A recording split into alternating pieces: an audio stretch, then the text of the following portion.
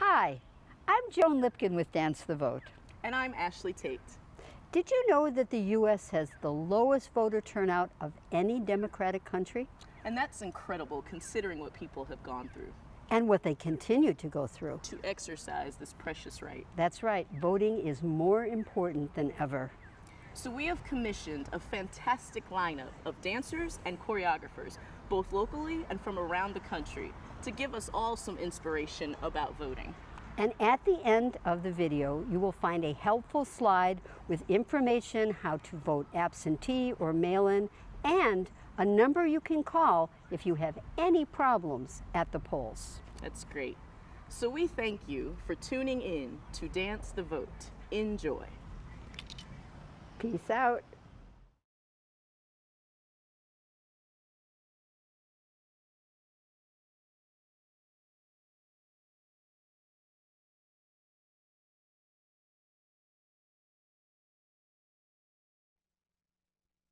Lately, I've been encouraged by the fact that the young people, the students, have resumed leadership, which I was afraid that they had given up during the McCarthy era.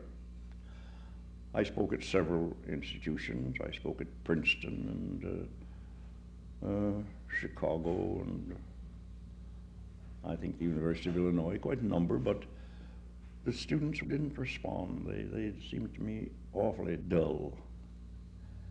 And I just made up my mind that this was an age where we were not going to have the inspiration of the young.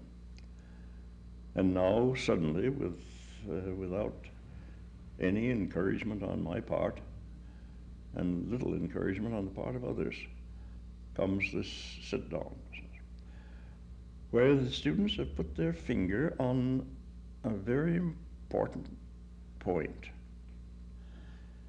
The Negro problem, of course, is a problem of mob violence and of disfranchisement and of injustice in the courts and of difficulties of getting decent jobs.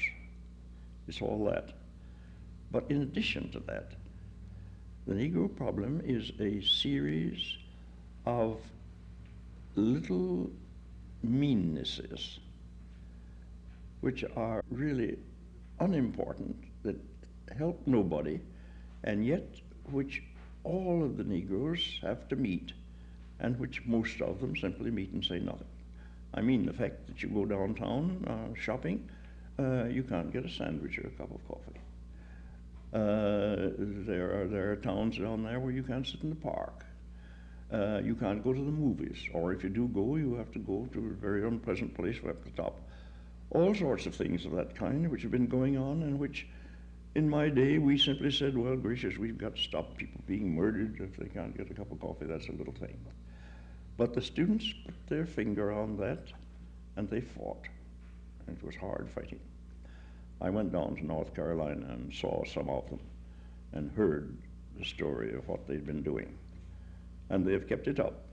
And it's really a part of a worldwide movement of students. The students in Turkey who made it impossible for Mr. Menderes to give his welcoming speech to NATO, to the tremendous revolution in South Korea, where they got rid of a scoundrel, and of other student movements, and then, of course, of the great awakening of Africa.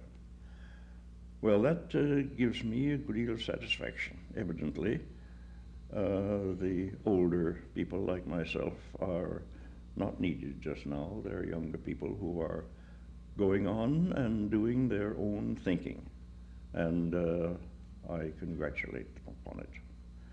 They don't need any advice from me. Perhaps I need some from them.